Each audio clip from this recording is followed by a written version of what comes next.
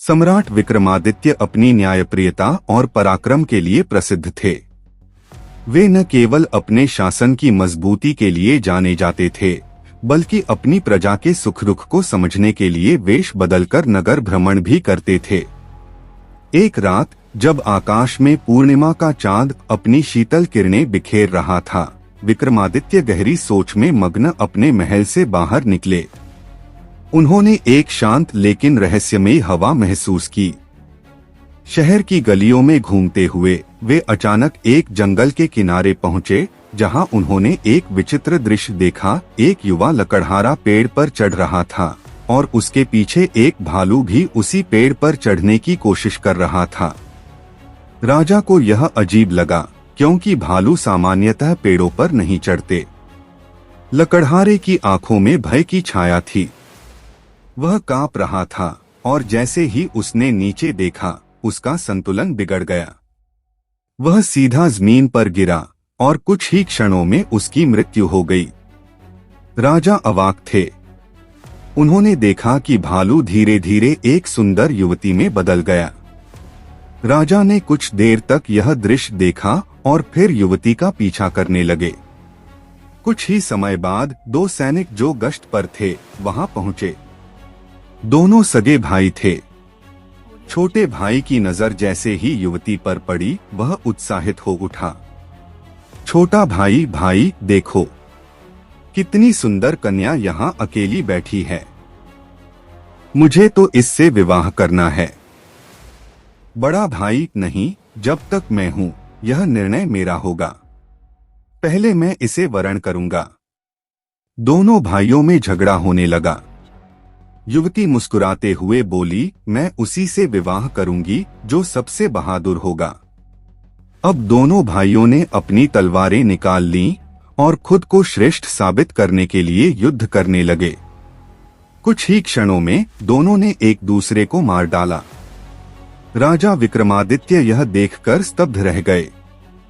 युवती ने एक भयावह ठहाका लगाया और अंधकार में लुप्त हो गई।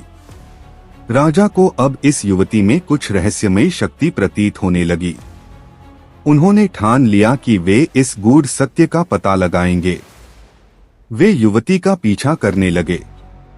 थोड़ी दूर जाने पर उन्होंने देखा कि अब वह एक जहरीले नाग का रूप ले चुकी थी और नदी के किनारे पहुंच गई थी। नाग ने छलांग लगाकर एक नाव पर प्रवेश किया। नाव में 20 से 25 लोग सवार थे। जैसे ही नाग वहां पहुंचा, आतंक फैल गया। लोग घबराकर पानी में कूदने लगे। जो तैर सकते थे वे किनारे पहुंचे और जो नहीं तैर सकते थे वे डूबकर मृत्यु के गाल में समा गए। कुछ देर बाद नाग नदी से बाहर आया और एक वृद्ध ब्राह्मण में परिवर्तित हो गया। राजा ने सोचा, अब इसे टोकने का सही समय है। रहस्योद्घाटन काल का परिचय। राजा विक्रमादित्य उसके पास पहुंचे और हाथ जोड़कर बोले, हे ब्राह्मण देव, आप कौन हैं? और इन घटनाओं के पीछे क्या रहस्य है? ब्राह्मण मुस्कुराया और बोला, क्या तुम नहीं देख सकते? मैं एक साधारण ब्राह्मण हूं। राजा दृढ़ स्वर में बोले, झूठ मत बोलो। मैंने अपनी आंखों से देखा है कि तुम पहले भालू, फिर युवती, फिर नाग और अब ब्राह्मण बने हो। सच बताओ, तुम कौन हो? ब्राह्मण हंस पड़ा। उसकी हंसी किसी भयानक आंधी की तरह गूंज उठी। फिर उसने गंभीर स्वर में कहा, राजा विक्रमादित्य, मैं काल हूं। राजा आश्चर्य से बोले, काल यानी मृत्यु? काल, हाँ, मैं वही हूं जो हर जीव को मृत्यु तक पहुंचाने के लिए उत्तरदायी है। राजा विक्रमादित्य गहरी सोच में पड़ गए। काल, जब किसी प्राणी की मृत्यु लिखी जाती है तो उसे उसी स्थान और परिस्थिति में पहुंचाने की जिम्मेदारी मेरी होती है। राजा ने तुरंत पूछा, क्या तुमने लकड़हारे उन सैनिक भाइयों और नाविकों को मारा? काल ने शांत स्वर में कहा, नहीं, मैंने किसी को नहीं मारा। उनकी मृत्यु पहले से तय थी। मैं तो केवल उन्हें उनके नियत स्थान और समय पर पहुंचाने वाला माध्यम हूं। राजा को अब काल की शक्ति का एहसास होने लगा था। राजा विक्रमादित्य ने हिम्मत जुटाकर पूछा, हे काल, क्या तुम मुझे बता सकते हो कि मेरी मृत्यु कब, कहाँ और कैसे होगी? काल ने गंभीरता से उत्तर दिया, राजा, मैं तुम्हें समय नहीं बता सकता, लेकिन हाँ, तुम्हारी मृत्यु तुम्हारे अपने महल में सीढ़ियों से गिरकर होगी। राजा विक्रमादित्य ने आश्चर्य से कहा, सीढ़ियों से गिरकर? क्या यह मेरी नियति में लिखा है?